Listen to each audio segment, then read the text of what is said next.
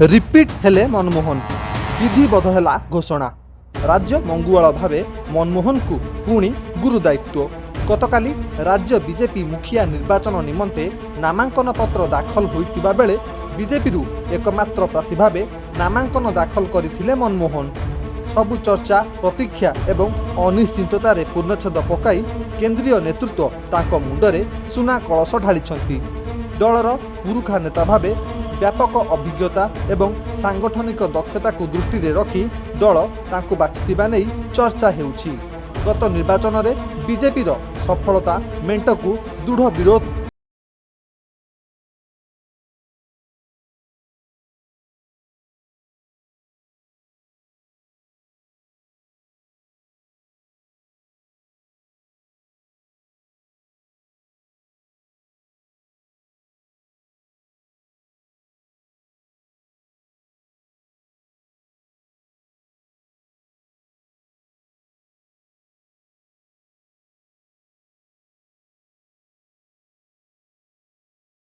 दल मनमोहनकर रही लंबा समयर राजनैतिक अभिज्ञता।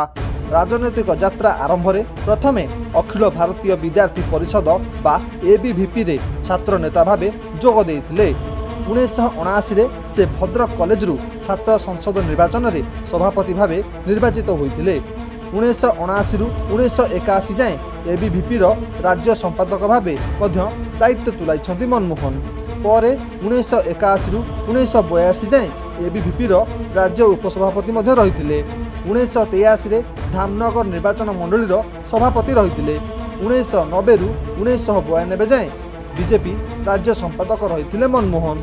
1999 रु 2004 जाए राज्य सभापति भावे गुरु दायित्व नहीं बेले 2000 मसीह से राज्यसभा को जाइथिले। 2004 रे धामनगर आसन रु विधायक भावे निर्वाचित हेबा परे मेंट सरकार रे मंत्री होई राजस्व खाद्य जोगाण और खाउटी कल्याण भली विभाग को संभाळिथिले। मेंट सरकार भांगिबा परे 2010 रु 2012 जाए से पुनः राज्य साधारण संपादक नियुक्ति होइथिले। तेबे 2024 साधारण निर्वाचन पूर्व 2023 मसीह दल तांकु पुणी थरे राज्य बीजेपी सभापति भावे दायित्व देइथिला। तेबे मनमोहन को मेंट सरकार को कड़ा विरोध एवं बीजेडी सरकार को जोरदार टार्गेट करी मनमोहन चर्चा को आसीथिबा बेले केंद्रीय नेतृमंडली आगरे देइथिबा कथा मुताबक ओडिशा रे बीजेपी सरकार आसीबा परे दल पुनः तांकु राज्य सभापति दायित्व देई आगामी पंचायत निर्वाचन पई प्रस्तुत हेउथिबा नै चर्चा जोर धरिछि। Bureau report cover Odisha.